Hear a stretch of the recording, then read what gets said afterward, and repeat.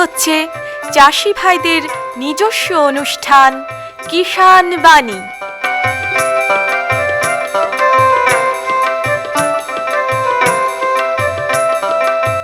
কৃষি, মাছ চাষ, প্রাণী সম্পদ উন্নয়ন, সমবায়, ফল চাষ, কৃষি প্রযুক্তি, পলুপালন, গ্রামোন্নয়ন এ সব কিছু জানতে শুনুন কিষাণ বাণী।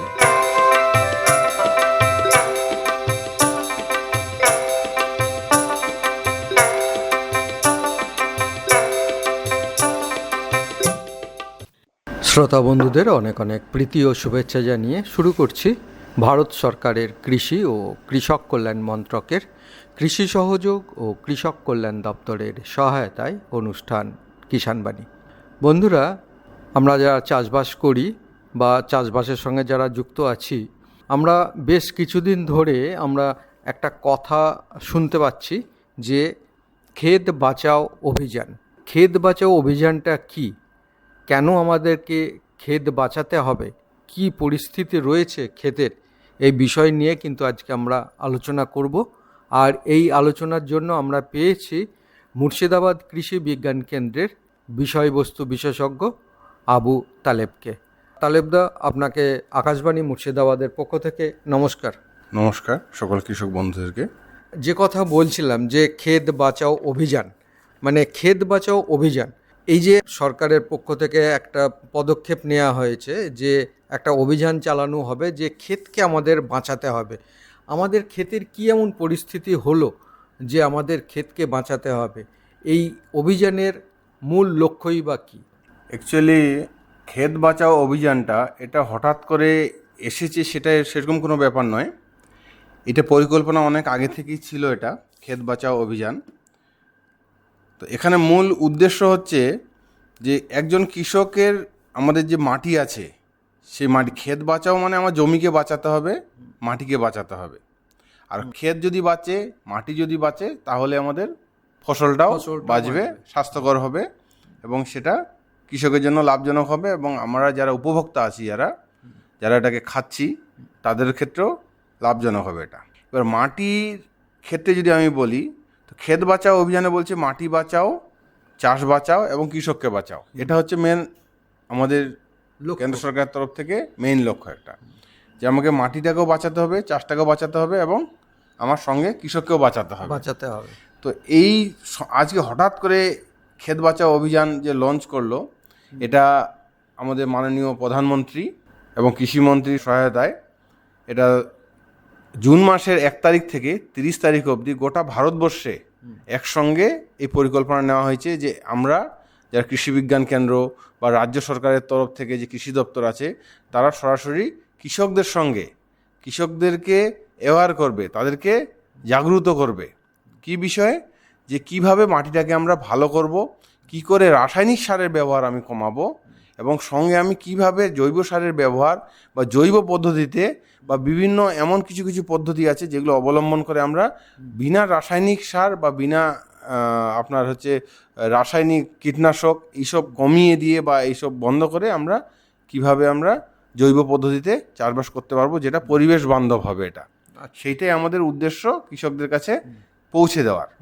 তো তার মানে আমরা বলতে পারি যে আমরা যে দীর্ঘদিন ধরে রাসায়নিক সার মানে ব্যবহার করেছি এবং যথেচ্ছ পরিমাণে ব্যবহার করেছি, যার জন্যই আজকে মনে হচ্ছে আমাদের মাটির স্বাস্থ্যটা খারাপ হয়ে গেছে। আমরা যে কাঙ্ক্ষিত যে ফলন আমরা আশা করি যে জমি থেকে, সেই ফলনটা কিন্তু আজকে আমরা পাচ্ছি না। যার জন্যই আজকে আমাদেরকে নতুনভাবে চিন্তাভাবনা করতে হচ্ছে, বিভিন্নভাবে চিন্তাভাবনা করতে হচ্ছে যে কিভাবে আমরা আমাদের জমিটাকে বাঁচাবো। শুধু ক্ষেত বাঁচাও অভিযানের মধ্যে জৈব তো আছেই, জৈব সারের মাধ্যমে আমরা করতে পারি। এছাড়াও যে বিভিন্ন পদক্ষেপগুলো নেওয়া হচ্ছে, যে ন্যাচারাল ফার্মিংয়ের মাধ্যমেও ক্ষেতকে আমাদের বাঁচাতে হবে।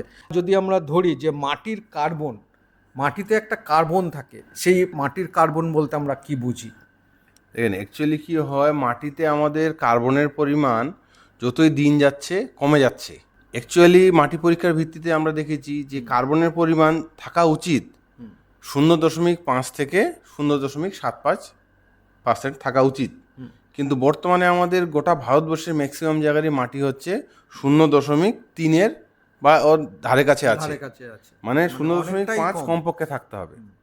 সেই 0.5% না থেকে ওর নিচে সব চলে এসছে, কার্বন কমে গেছে। এর অনেকগুলো কারণও আছে।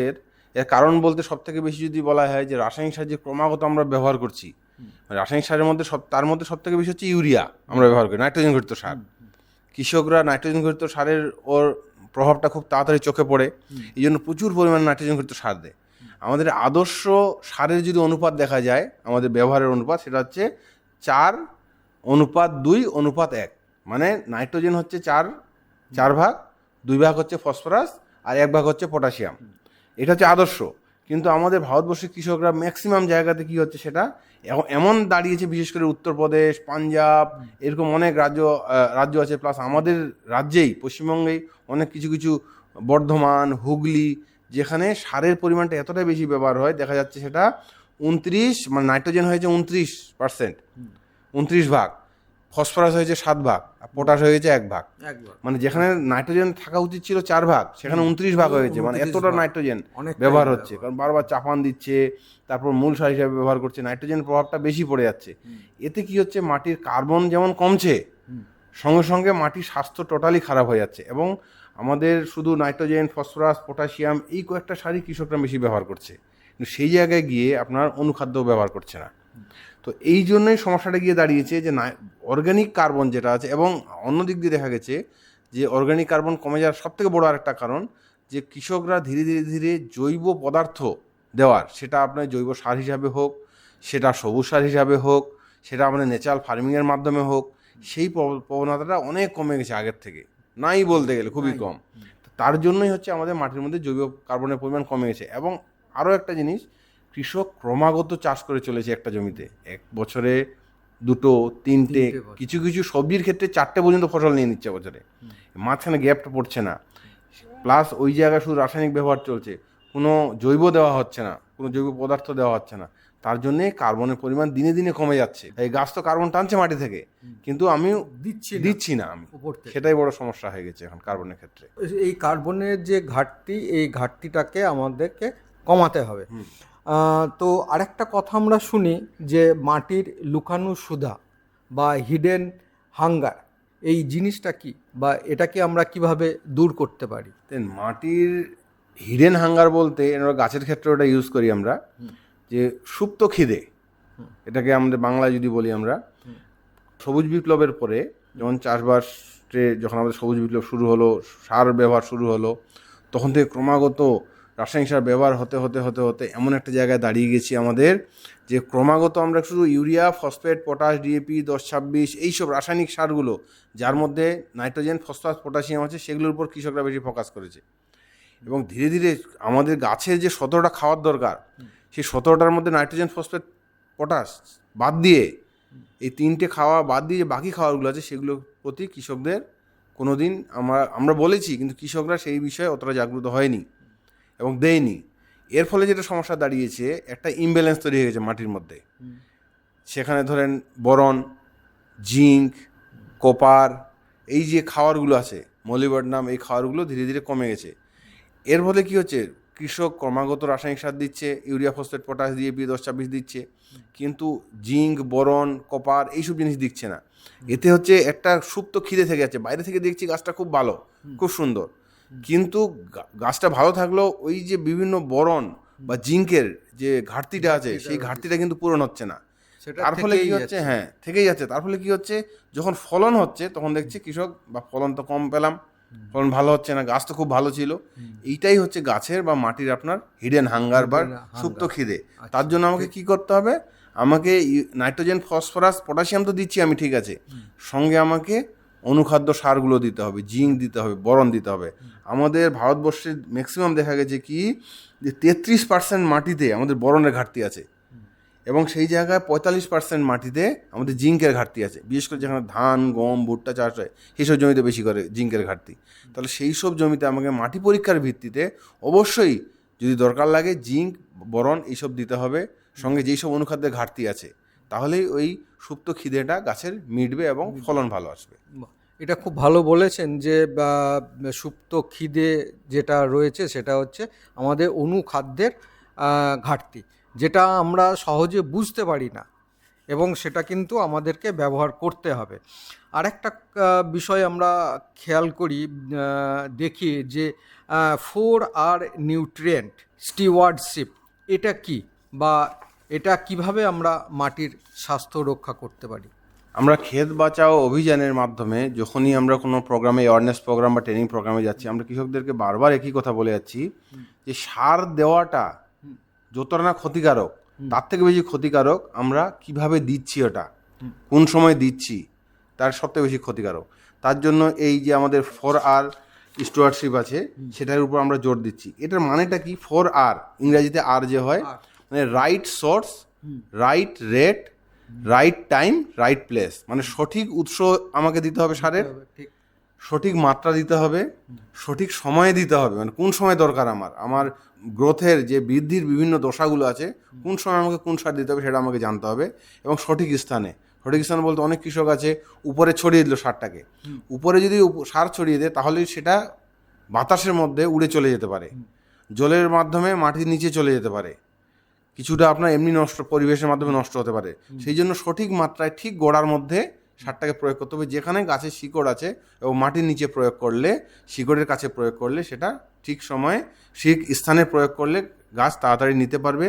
ঠিক সময় বলতে যখন যেটা বৃদ্ধির দশায় আমাকে নাইট্রোজেন দিতে হবে, যখন ফুল আসার দশায় আছে সেই সময় আমাকে ফসফরাস বা পটাশিয়াম এগুলো বা অন্যান্য যে অনুখাদ্যগুলো আছে সেগুলো দিতে হবে। এরকম বিভিন্ন দশা আছে। প্রথমেই সাধারণত যেমন আমরা ফসফরাস এবং পটাশিয়াম প্রথমেই দিয়ে দিতে বলি আমাদের মূল সার হিসাবে, পরবর্তীতে চাপান হিসাবে নাইট্রোজেন দিতে বলি। সেই সময়গুলো কোন সময় দিবে সেটা ভালো করে জানতে হবে, সঠিক মাত্রায়। মাত্রাটা খুব দরকার। আমার গাছের চেহারা হচ্ছে না, আমি শুধু নাইট্রোজেন দিয়ে চলে গেলাম বা ইউরিয়া দিয়ে চলে গেলাম, সেটা করলে হবে না। আমাকে সঠিক মাত্রায় কোন সময় কোনটা দিব আমি, সেটা আমাকে খুব ভালো করে জানতে হবে এবং মাত্রাটা ঠিক রাখতে হবে। এবং উৎস, আমি জৈব হিসাবে দিব না আমি রাসায়নিক হিসাবে দেবো, গাছ বুঝে না যে এটা আমার গাছ বুঝে আমি নাইট্রোজেন মাটি থেকে খাবো, ফসফরাস মাটি থেকে খাবো, পটাশিয়াম মাটি থেকে খাবো, এইসব খাবো। কিন্তু আপনি ইউরিয়া হিসাবে দিচ্ছেন, না আপনি ডিএপি হিসাবে দিচ্ছেন, না আপনি গোবর সার হিসাবে দিচ্ছেন, না আপনি কেঁচো সার হিসাবে দিচ্ছেন, সেটা বুঝে না। তার জন্য আমাকে সঠিক উৎসটা আমাকে নির্বাচন করতে হবে। সেই ক্ষেত্রে আমরা সবসময় আমাদের ক্ষেত বাঁচাও অভিযানে আমরা বলছি যে আপনি সঠিক উৎস হিসাবে আপনি জৈবটাকের দিকে যান। আপনি যদি পারেন আপনি গোবর সার দেন, যদি আপনি তাও না পারেন আপনি কেঁচো সার দেন, তাও যদি না পারেন আপনি সবুজ সার দেন। সবুজ সার বলতে ধনচে চাষ করেন আপনি। একটা জমিতে যখন বছরে একবার বা 2 বছরে একবার, কমপক্ষে 2 বছরে একবার বা বছরে একবার একটা সিজনে আপনি 1 বিঘা জমিতে 3.5 থেকে 4 কেজি ধনচে বীজ একটু হালকা চাষ দিয়ে ছড়িয়ে দিন। ধনচে বীজ আছে, কলাইয়ের বীজ আছে, শনের বীজ আছে, ঠিক আছে? তো এগুলো অনেক রকমের, যাদের মানে রাইজোবিয়াম ফিক্সেশনের একটা আবদ্ধকরণের একটা প্রবণতা থাকবে শিকড়ের মধ্যে, যাদের পাতার পরিমাণ বেশি, সবুজ বেশি, সেই সব গাছকে আমরা এখানে গ্রিন ম্যানুয়ারিংয়ের জন্য ব্যবহার করি সবুজ সার হিসাবে। তো সেইটার যখন মোটামুটি 1 মাস থেকে 40 দিন বয়স হবে, শিকড়ের মধ্যে যখন গুটি চলে আসবে রাইজোবিয়ামের, সেই সময় আমি জমিতে জল ঢুকিয়ে সেটাকে রোটোভেটারের মাধ্যমে যদি মাটির সঙ্গে মিশিয়ে দিই, আমি খুব ভালো জৈব সার তৈরি হয়। গেল, মাটির আপনার জৈব পদার্থের পরিমাণ বেড়ে যায়, কার্বনের পরিমাণ। আপনি বলছিলেন যে সবুজ সার বা গ্রিন ম্যানিওর, আর একটা হচ্ছে যে অনুজীব সার। এই দুটো মানে সার আমরা কিভাবে মাটির উর্বরতাকে বাড়াতে পারি? দেখেন, যেটা গ্রিন ম্যানুয়ারিং বা আমরা হচ্ছে সবুজ সার বলছি, সেটা তো বলেই দিলাম। কিন্তু অনুজীব সার যেটা আমাদের বলা হয় মানে বায়ো ফার্টিলাইজার বাজারে কিনতে পাওয়া যায়। যদি বাজারে কিনতে পাওয়া যায় খুব ভালো। তাছাড়াও আমরা সবসময় বলি যে এই যে যেটা হচ্ছে বায়ো ফার্টিলাইজার বাজারে যদি কিনতে পারেন, সেখান থেকে কিনে আপনি মাটিতে দেন। আপনার পিএসবি, ফসফেট সলুবিলাইজিং ব্যাকটেরিয়া আছে, আপনার অ্যাজোটোব্যাক্টার আছে, আপনার রাইজোবিয়াম আছে, সেইগুলো আপনি কি বীজ শোধনের মাধ্যমে বীজের সঙ্গে মিশিয়ে আপনি জমিতে ছড়ান, সেটা করতে পারেন। এছাড়াও আপনি গোবর সারের সঙ্গে মিশিয়ে 1 সপ্তাহ 10 দিন রেখে দিলেন ছায়া জায়গায়। শেষ চাষের সময় সেই 10 দিন বা 1 সপ্তাহ রাখার পরে সেইটা আপনি জমিতে ছড়িয়ে দিলেন, দিয়ে মাটির সঙ্গে মিশিয়ে দিলেন। এতে কি হচ্ছে, আমাদের জীবাণুর পরিমাণ, উপকারী জীবাণুর পরিমাণ যেটা গাছকে অনেক বেড়ে যাবে। এটা করতে পারেন। তাছাড়াও আপনারা করতে পারেন, কৃষকদেরকে বলবো সবসময় যে এখন নতুন আমাদের ভারতবর্ষে একটা নতুন কনসেপ্ট এসছে, সেটা হচ্ছে ন্যাচারাল ফার্মিং, প্রাকৃতিক কৃষি। যেখানে মেইন হচ্ছে প্রাকৃতিক কৃষির মেইন উদ্দেশ্য হচ্ছে যে কাল্টিভেশন অফ মাইক্রোবস, এটাকে বলা হয়, মানে জীবাণুর আমাকে চাষ করতে হবে এখানে। কারণ মাটির মধ্যে যতই আমি উপকারী জীবাণু ঢুকাবো ততই গাছ বেশি করে খাদ্য গ্রহণ করতে পারবে। কারণ আমি যে ইউরিয়া, ফসফেট, পটাশ যাই বলেন না কেন, 10-26 যাই দিচ্ছি বা জৈব সার দিচ্ছি, সেটা গ্রহণযোগ্য অবস্থায় নিয়ে আসতে আমার এই মাটিতে অবস্থানকারী উপকারী জীবাণুগুলোই কাজ দিবে। তার জন্য আমি বিভিন্ন রকমের প্রাকৃতিক কৃষির মাধ্যমে জীবামৃত, ঘন জীবামৃত এইসব আমরা কৃষকদেরকে ট্রেনিং দিচ্ছি। বিভিন্ন ট্রেনিংয়ের মাধ্যমে ওরা জমিতে দিচ্ছে এখন এবং লাভবান। এই ঘন জীবামৃত, গোবর, আপনার গোমূত্র, তারপর হচ্ছে আপনার জায়গা মানে গুড় এইসব দিয়ে এবং আপনার বেসন এইসব দিয়ে আমরা বানাচ্ছি জীবামৃত।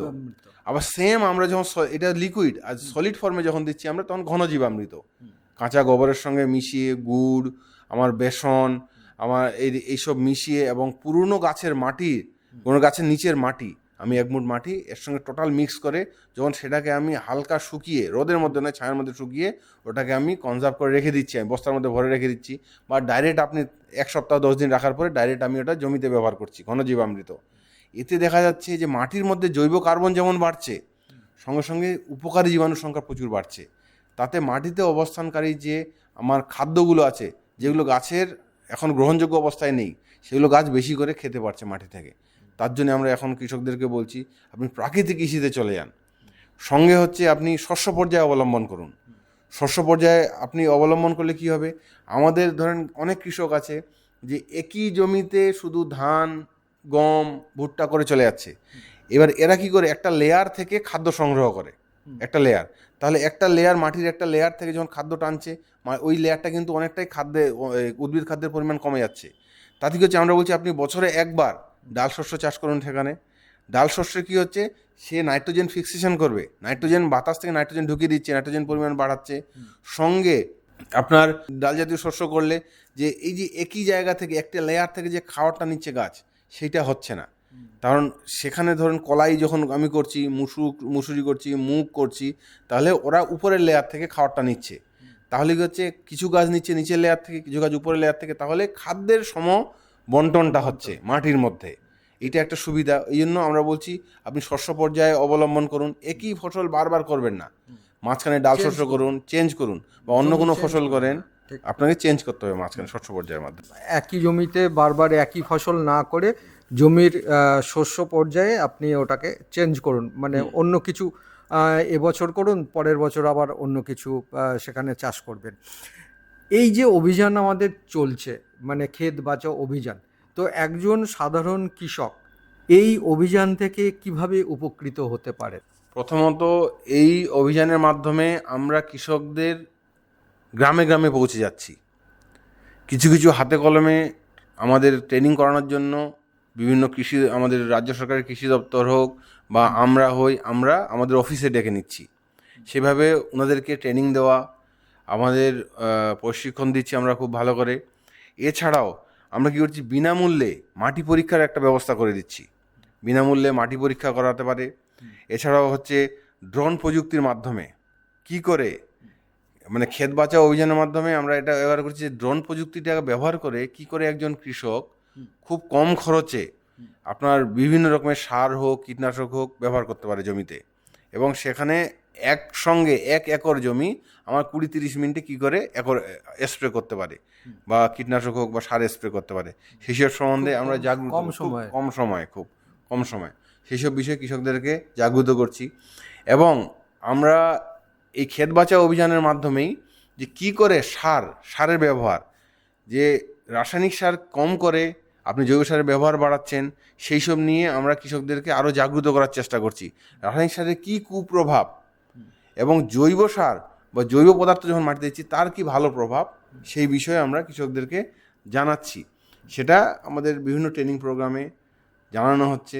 সঙ্গে আমরা এটাও বলছি যে আপনি রাসায়নিক থেকে কিভাবে বেরিয়ে আসবেন, আপনি কিভাবে জৈবর দিকে যাবেন, সেই সব বিষয়ে আমাদের হাতে কলমে এখানে ন্যাচারাল ফার্মিংয়ের বিভিন্ন কৃষি বিজ্ঞান কেন্দ্র, বা কিছুদিন আগেই গত সপ্তাহেই আমাদের 12 তারিখ এবং 13 তারিখে গত শনি এবং রবিবার ছিল, সেখানে গোটা পশ্চিমবঙ্গে একসঙ্গে আমাদের পশ্চিমবঙ্গ সরকারের তরফ থেকে যে প্রাকৃতিক কৃষি, এই প্রাকৃতিক কৃষির মাধ্যমে ক্ষেত বাঁচাও অভিযান একটা আমরা চালু করেছিলাম আমাদের রাজ্য সরকারের তরফ থেকে, আমাদের কেন্দ্র সরকারের তরফ থেকে যৌথভাবে এটা, এবং গোটা জেলাতে একসঙ্গে এই প্রোগ্রামটা আমরা করেছি এবং অনেক কৃষককে আমরা এটাতে জাগ্রত করতে পেরেছি আমরা। তাহলে একটা জিনিস আমরা বুঝতে পারছি যে ক্ষেত বাঁচাও অভিযান মানে আমাদের যে জমি, সেই জমির উর্বরা শক্তিকে আমাকে বাড়াতে হবে। আমরা অনেক রাসায়নিক সার ব্যবহার করেছি, যার জন্য আমাদের যে জমি, সেই জমির কিন্তু স্বাস্থ্যটা খারাপ হয়েছে, উর্বরতা নষ্ট হয়েছে। অপরদিকে কিন্তু আমরা জৈব সার কিন্তু একদম ব্যবহার করিনি, যার জন্য আজকে আমাদেরকে নতুনভাবে চিন্তাভাবনা করতে হচ্ছে যে ক্ষেতের যে পরিস্থিতি এখন হয়েছে, যেভাবে আমরা ফলন পাচ্ছি এটা কিন্তু খুব কম পাচ্ছি, এর থেকে আরও বেশি আমরা ফলন পেতে পারি। এই বিষয়ে আমরা তো আলোচনা করলাম, এর বাইরে যদি আপনাদেরকে আরও বিশদভাবে জানতে হয় তাহলে কিন্তু আপনারা আপনাদের কৃষি বিজ্ঞান কেন্দ্র বা রাজ্য সরকারের যে কৃষি দপ্তর আছে সেখানে গিয়ে আরও বিস্তারিতভাবে আপনারা জানবেন। তবে একটা বিষয়, যাই করবেন এখন কিন্তু বিজ্ঞানসম্মত উপায়ে আপনাকে চাষবাস করতে হবে। বিশেষ করে মাটি পরীক্ষার মাধ্যমে আপনাকে সার প্রয়োগ করতে হবে। একদম বেশি সার প্রয়োগ করব না, ঠিক টাইমে সার ব্যবহার করব, ঠিক পরিমাণে আমরা ব্যবহার করব, নানান এবং সঠিক স্থান কোথায় আমরা দেব সেই বিষয়ে আমাদেরকে, মানে কিভাবে আমরা সারটা কোথায় দেব সেই বিষয়টাও আমাদেরকে জানতে হবে। যদি আপনারা বুঝতে না পারেন তাহলে আপনারা যারা বিশেষজ্ঞ রয়েছে, কৃষি বিশেষজ্ঞ রয়েছে বা কৃষি বিজ্ঞান কেন্দ্র রয়েছে, সেখানে গিয়ে কিন্তু আপনারা আপনাদের বিষয়গুলো জেনে নিতে পারবেন। এতক্ষণ এই বিষয়ে আমরা আলোচনা করলাম, আর এই আলোচনার জন্য আমরা পেয়েছিলাম মুর্শিদাবাদ কৃষি বিজ্ঞান কেন্দ্রের বিষয়বস্তু বিশেষজ্ঞ আবু তালেবকে। তালেবদা, আপনাকে আমাদের তরফ থেকে এবং কৃষক বন্ধু, শ্রোতা বন্ধু প্রত্যেকের তরফ থেকে অসংখ্য ধন্যবাদ। নমস্কার। हर जोखिम से निकल कर फसल आए, सुरक्षित हो जाए। फसल बीमा से हर किसान अब आत्मनिर्भर हो जाए। संकट के समय प्रधानमंत्री फसल बीमा योजना किसानों के लिए वरदान है। अब सूखा पड़े या बाढ़ आ जाए कोई डर नहीं, अब ओले पड़े या कीट पतंगे फसल खा जाए कोई फिक्र नहीं, क्योंकि हमने लिया है प्रधानमंत्री फसल बीमा।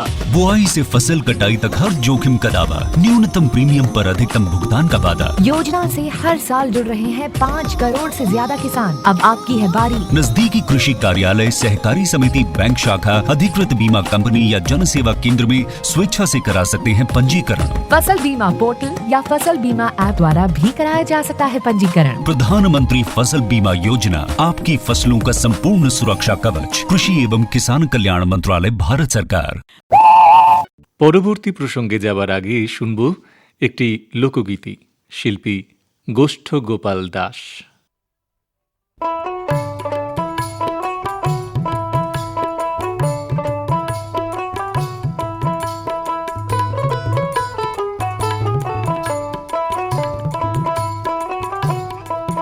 পহরান বন্ধুরে ভালোবাসাও তোর মন পাইলাম না রে। পহরান বন্ধুরে ভালোবাসাও তোর মন পাইলাম না রে।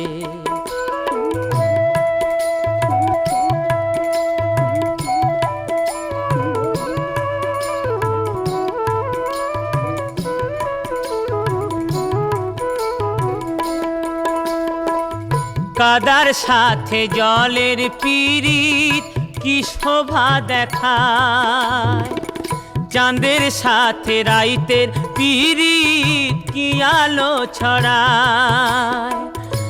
তোর সাথে মোর পিরিতি সই কেন সইল না রে। পহরান বন্ধুরে ভালোবাসাও তোর মন পাইলাম না রে।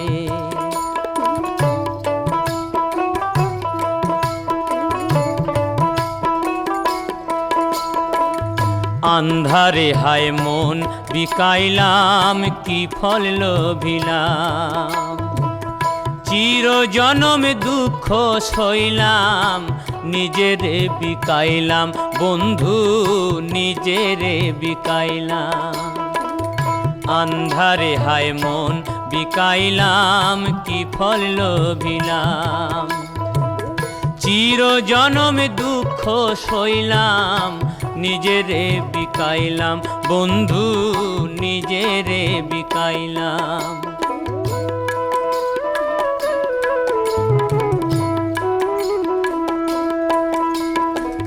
মরম বান্ধা দিলাম আমি আপন ভাবিয়া চইলা গেলি কোন পারেতে কিছু না বলিয়া কি অনলে পোড়াইয়া গেলি কাহারে কই মোরে পহরান বন্ধুরে ভালোবাসাও তোর মন পাইলাম না রে পহরান বন্ধুরে ভালোবাসাও তোর মন পাইলাম না রে